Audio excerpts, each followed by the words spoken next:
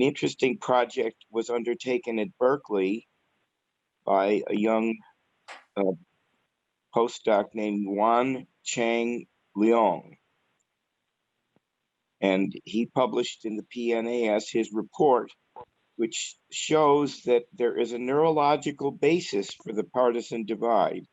What he did was he did selective MRI studies on people who were watching videos with political content.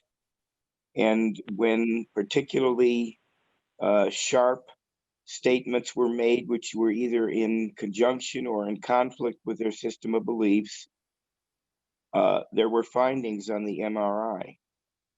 And he did this on 38 middle-aged men and women. And he believed that this is fundamental to this difficulty that we're having. So that is a completely new concept. There might be some validity to that. And the place where the difficulty, the peculiarity was identified was called the dorsomedial prefrontal cortex. Mm-hmm. And since Craig is not here, we won't go into detail about where that is or what it has to do with sociology. But evidently, this is something that requires more thought and looking into.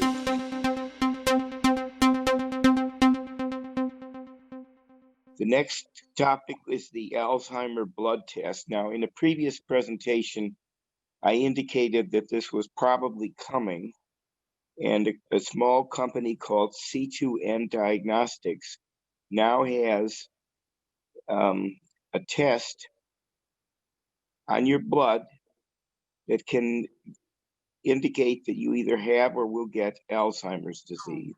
Oh, God.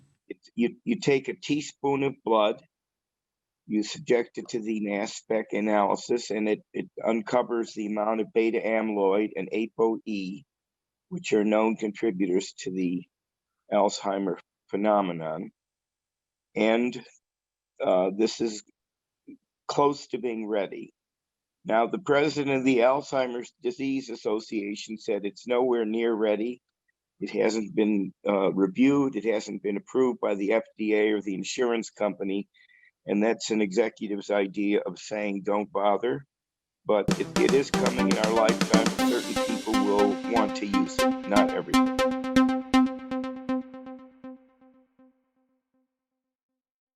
The next one, very curious. The direction we're going is we're going to have to get out of here pretty soon because we've kind of used up our Earth. So this was a study done by the Air Force and NASA on what they call the weird molecule on Saturn's moon. The moon is called Titan, and it was a peculiar moon for a variety of reasons having to do with what is there and where the water is and how the atmosphere is displayed. And so this Cassini spacecraft was up there on Saturn's moon, and it found something called cyclopropanylatide. The chemical writing for that is C3H2, in case you're into organic chemistry. We've never had this compound on the Earth, and it wasn't found in any other atmospheric conditions that mankind has ever delved into. But it is a very active molecule, and the minute it's exposed to other compounds, it combines with them and goes away. And the thesis is that this might be a building block at the origin of life. And that might mean that there is life somewhere in that system on the Titan moon of Saturn. They called it the weird molecule on the weird moon. But the question is, can this be an insight into where we came from?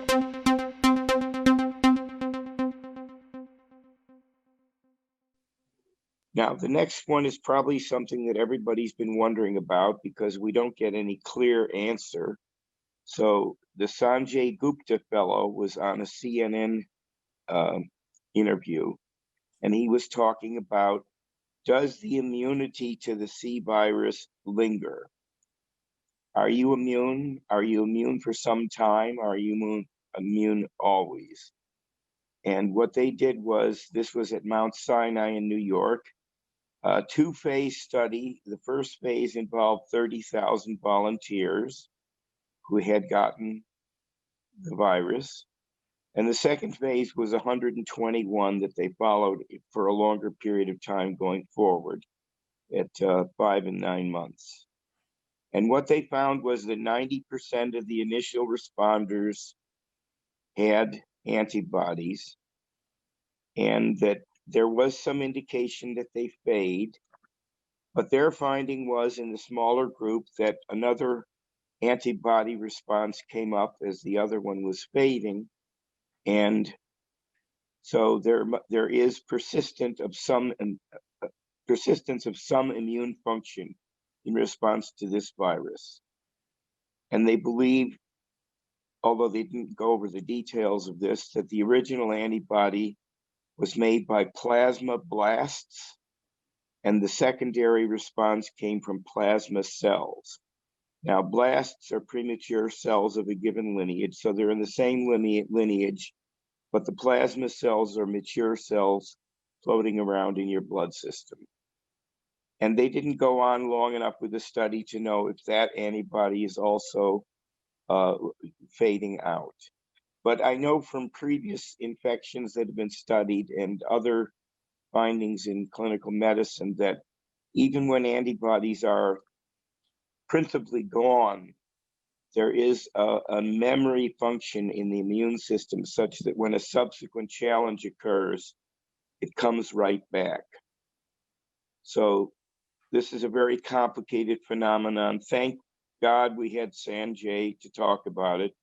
Now we're all confused by him instead of the experts. And they didn't list where this was published, but it was on CNN's website.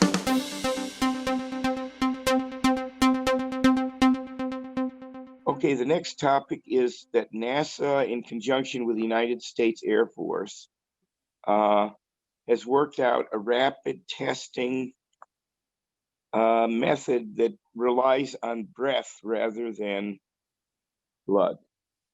It's called the eNose Breath Analyzer. That's not a very sexy name, but that's what they came up with. And the idea is that this is a handheld device. You simply breathe through your nose, which makes Stan O'Donnell very happy, into the device.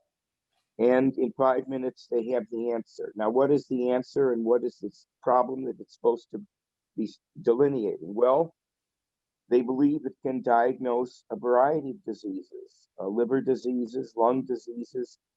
They will get into this, but they probably believe that it can come up with answers about several types of cancer. And this is based on compounds that are in your exhaled breath, that they've done AI studies, and they've gotten on top of what is present in what situation. It's not that there's a canonical marker for a given disease, it's that the panoply of fragments that are found is characteristic. And they're moving forward with more testing on this mechanism. A similar spin-off was recently produced in Singapore. They're talking about multiple disease diagnosis, but they also think it might be very revealing in the case of the COVID-19. And that would be the first time that a diagnosis had been rendered which doesn't have anything to do with the RNA of the disease or of the antibodies in response. It's based on other fragments that are present in the breath. So that would be interesting. That is would be a rival to the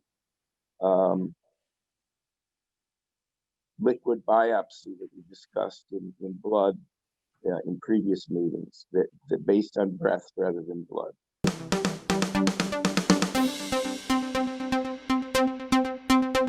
Next one is called, I made up the title of this, the Alexa Chemist. What this is, at the University of Glasgow, an investigator named Lee Cronin has decided and then gone forward to make a voice-activated chemical synthesizer.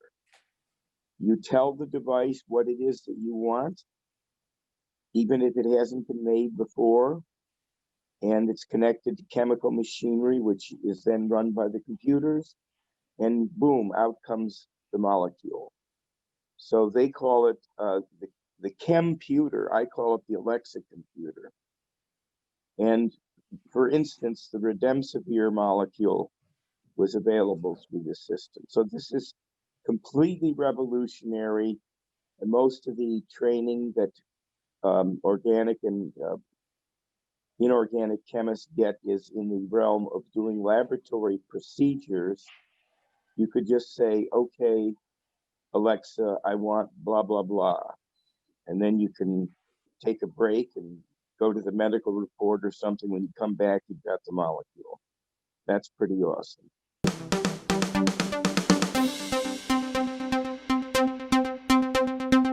Okay, now the last one, Dan wants me to do something kinky every time. This is not kinky, this is just dirty, but it's a really neat thing. It's called the gene for when to go. And if you have the gene for when to go, you do not have to go in your genes. The work is done at Scripps out in California and published in Nature. And what they did was they were studying a molecule called piezo-2, Piezo2.